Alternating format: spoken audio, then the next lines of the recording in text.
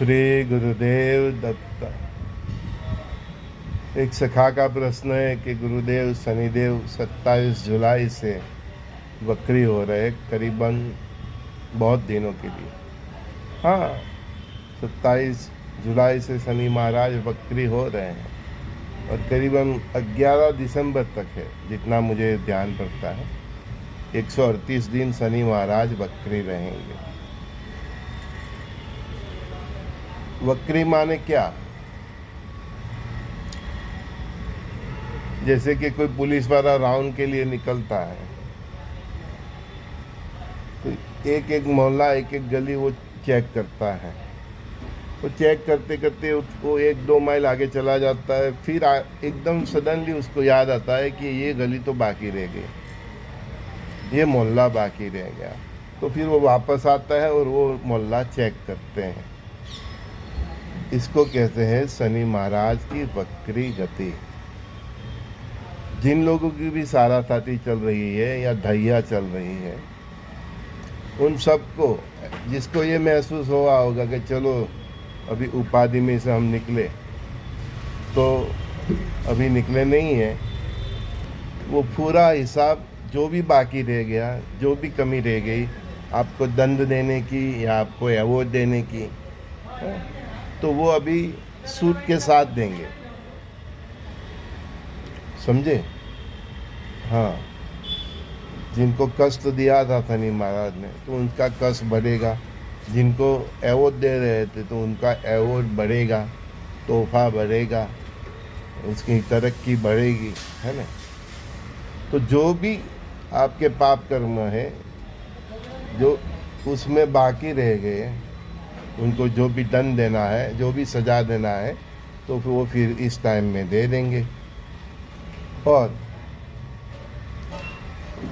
जिनको भी अच्छा फल देना है, अच्छा फल दे रहे थे ये शनि महाराज अपनी सारे साथी में के दैया में, तो उनको और ज़्यादा अवॉर्ड देंगे। मतलब वो जो भी बाकी रह गया, कुछ छूट गया, वो खेल पूरा करने के लिए वापस आते हैं। मैं अभी बताया कि पुलिस वाला राउंड के लिए निकलता है और उसको सडनली याद आता है कि एक गली, एक मोहल्ला, एक स्ट्रीट तो बाकी रह गई, तो वो फिर वापस आता है। और वापस आता है, जो चोर होता है तो उसको पकड़ लेता है। जिसको अवॉर्ड देना है, शाबाशी देनी होती है, वो शाबाशी दे देते हैं। बस वक्री शनि महाराज का यही काम है। जितना मेरा अनुभव है, मैं तो यही बता रहा हूँ। कोई भी ग्रह, चाहे शनि महाराज हो, राहु हो, मंगल हो, कोई भी ग्रह हो, आपके कर्मों के अनुसार ही आपको फल देते हैं। तो आपका जो जीवन होगा उसके हिसाब से आपको फल मिलेगा, और वो फल अच्छा है या बुरा है, आपको हंसते हंसते स्वीकार करना पड़ेगा। कोई ऑप्शन नहीं है। आप अपने इष्ट देव की भक्ति कीजिए, तो उनकी कृपा से अच्छे कर्म कीजिए, दान कीजिए, अच्छे अच्छे, जैसे महारुद्र है, अतिरुद्र है, ऐसे रुद्र का विष्णु याग है, दत्त याग है, गणेश याग है, ऐसे ऐसे कर्म कीजिए। और बाकी का फिर शनिदेव और महादेव पर और सभी ऐसे देव पर छोड़ दीजिए। नव दुर्गा का कुछ कीजिए। तो व्यक्तिगत रूप से आप बस यही कर सकते हैं। एक्चुअली तो जो हमारे पाप है, जो कर्म के दोष है, वो सत्कर्मों से ही हम बैलेंस कर सकते हैं। तो अन्नजनशाला में भोजन कराइए, वृद्धाश्रम में भोजन कराइए, भूखे को भोजन कराए, है ना। सबसे बड़ी बात कि आपका जो रूटीन का जीवन है, उसमें परिवार में भी आप एकदम ईमानदारी से रहिए। भाइयों को, बहनों को जो देना है दे दीजिए, किसी का हक का छीनिए मत। तो आप जहाँ भी जॉब करते हैं तो ईमानदारी से कीजिए। किसी ट्रस्ट में है, जहाँ भी है, आप ईमानदारी से काम करोगे तो यही सत्कर्म से आप ये सारे साथी या दैया या दुख दारिद्रता, उनसे बाहर निकलने का यही रास्ता है कि प्रभु को जो प्रिय है उस तरह से जीवन जिया जाए। सच बात तो यह है कि शनिदेव या कोई भी जितने भी नवग्रह है, 27 नक्षत्र है, हमारे सभी देवता देवी देवता हैं। तो शनि की साढ़े साथी दैया में, कि शनि की महादशा में, कि राहुदेव की महादशा, मंगल किसी भी ग्रह की महादशा में हमारे पूर्वजन्म के जो कर्म होते हैं उनका फल तो देते ही, चाहे अच्छा हो या बुरा हो। लेकिन वर्तमान का भी आपका जीवन जिस प्रकार से, उसके हिसाब से भी आपको फल देते हैं। तो पूर्वजन्म के आपके कर्म बहुत खराब है और इस जन्म में भी आप ये भ्रष्टाचार, बेईमानी, दुराचार, अत्याचार, चरित्रहीन जीवन जीते हैं। तो आपको इस दौरान ये शनि महाराज की सारासाती की दैया, के राहु की महादशा, मंगल देव की ये सब जो ग्रहों की महादशा, इवन गुरु महाराज की महादशा में भी आपको दंड ही मिलेगा।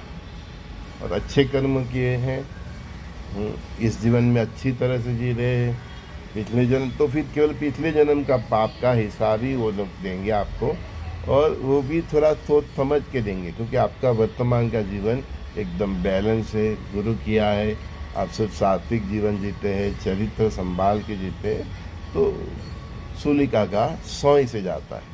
अदरवाइज पूर्वजन्म के आपकी कर्म तो खराब है, लेकिन वर्तमान में भी आप इसी प्रकार से जीते हैं, तो समझ लीजिए कि दंड बहुत फिर भारी होगा, बहुत ही भयंकर होगा। विश्व में जितने भी युद्ध के फ्रंट हैं वो और भड़केंगे। जो अमेरिका, ईरान और इजराइल वाला जो कॉन्फ्लिक्ट है, उसमें जो कमियां रह गई है, वो कमियां के ऊपर अभी आगे की वॉर चलेगी।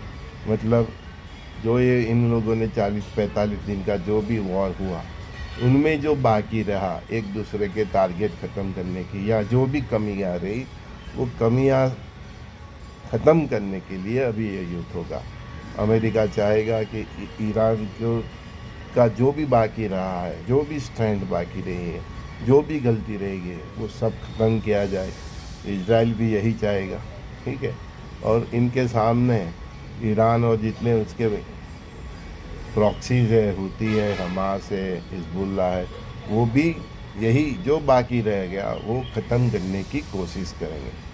तो 27 जुलाई के बाद हो सकता है कि अमेरिका, ईरान, इजराइल वाला जो फ्रंट है वो एकदम खूंखार हो जाए। और ऐसे भी अगस्त में 2 ग्रहण पड़ रहे हैं, तो मुझे ऐसा लगता है कि वो जंग और खूंखार हो जाए। जो बाकी रह गई कमी वॉर में, जो पिछली जो उनकी 40-45 दिन की चली, वो कमियां एक दूसरे की ये ख़त्म करने की ये टाइम में कोशिश करेंगे। यही रसिया यूक्रेन के बीच भी हो सकता है। यही दूसरे जितने भी वर्ल्ड में जितने भी फ्रंट है, वो सब जगह यही हम देखने जाएंगे। इसी दौरान भारत पाकिस्तान का भी फ्रंट एक्टिव हो सकता है। कोई बड़ी आतंकवादी घटना कुछ ऐसा किया जाए कि फिर भारत की गवर्नमेंट, भारत की आर्मी का एक्शन हम देख सकते हैं।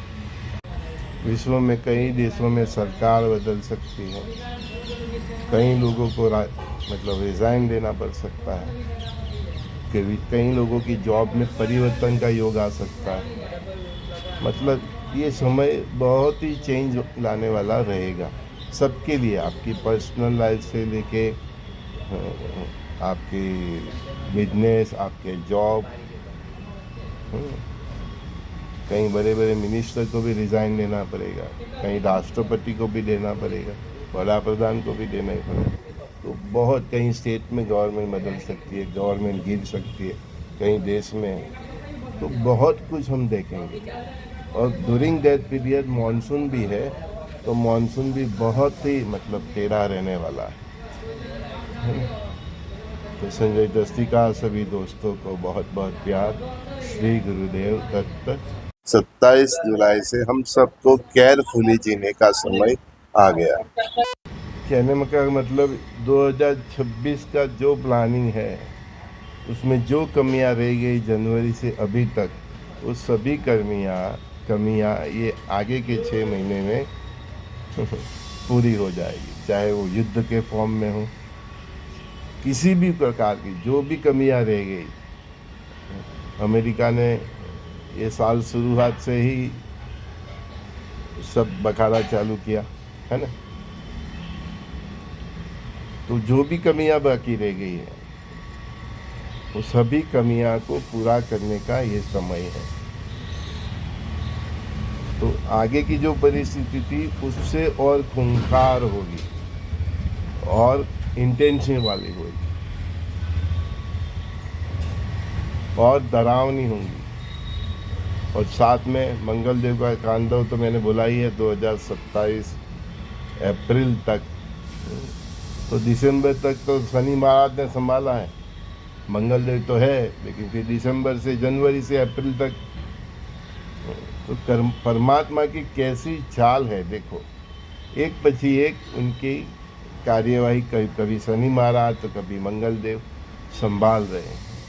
तो ये चैन के बैठने का समय नहीं है, घूमने जाने का भी समय नहीं है ना। अपने रेसिडेंस से 50-100 किलोमीटर 200 किलोमीटर हम जाके आ सकते हैं। तो मतलब और जहाँ पे ज़्यादा रिस्क है, पहाड़ है, पानी है, जल का बहुत हम तांडव देखेंगे, जल का बहुत तांडव है। कहीं जैसे ऐसे फ्लड आएंगे जैसे डैम टूट गया हो, सुनामी भी आ सके, ऐसा समय।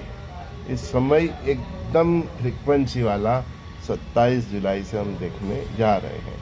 और उसमें तड़का मारेंगे अगस्त में जो 2 ग्रहण है वो, ठीक है। तो जिनकी सारात आती है दैया है वो भी संभाल के रही है ना। और एज ए नेशन हमारे राष्ट्र में भी क्या क्या होता है उसके ऊपर नज़र रखिए। पूरे विश्व की ये अग्नि परीक्षा का समय है। जो 2026 स्टार्ट हुआ था और अभी तक जो गया उससे ज़्यादा खूंखार दिसंबर तक जाएगा। फिर जनवरी से अप्रैल तक का टाइम तो बहुत ही खराब है। और इस दौरान शनि देव का प्रभाव तो रहेगा ही, मंगल देव का प्रभाव तो था ही, है ना।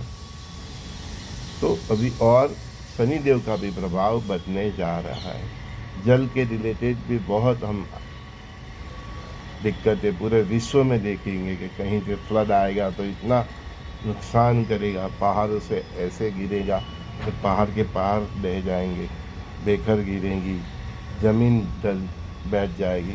तो बहुत कुछ है। तो अभी घूमने जाने का समय दिसंबर तक तो है ही नहीं। मैंने इसीलिए कल भी परसों भी बोला कि 2032 तक अननेसेसरी घूमने जाने का प्रोग्राम मत बनाइए, पैसे बचाइए, प्लान भी सज रही है, आपको वो पैसा बहुत काम आएगा। प्राइम मिनिस्टर भी इसीलिए बोला कि विदेश घूमने मत जाओ, क्योंकि वो भी जानते हैं कि आपको पैसे की बहुत ज़रूरत पड़ने वाली। कई लोग सोना चांदी से, तो मेरा तो यही कहना है, अगर आपके पास ज़रूरी है इतना है तो ठीक है। अननेसेसरी खरीदी करने का, सोना चांदी नहीं, प्रॉपर्टी की भी बात कर रहा हूँ, अननेसेसरी खरीद करने का कोई मतलब नहीं है। खरीदी ही करना है तो ज़मीन की खरीदी कीजिए, वाड़ी बनाइए, वजीफा बनाए, सब्जी उगाए, फल उगाए। तो डिजास्टर टाइम में आप किसी को मदद कर सकते हो। उधर एक कुआं बनाइए, वेल बनाइए, डंकी रखिए, सोलार लगाइए, मतलब ऐसा कुछ कीजिए कि आप अपने के लिए और दूसरे 50-100 आदमी को भी मदद हो सके। तो हर पैसे वाला और सामान्य व्यक्ति इतना भी करेगा तो आगे बहुत कुछ हम एक दूसरे की मदद कर सकेंगे। श्री गुरुदेव दत्त।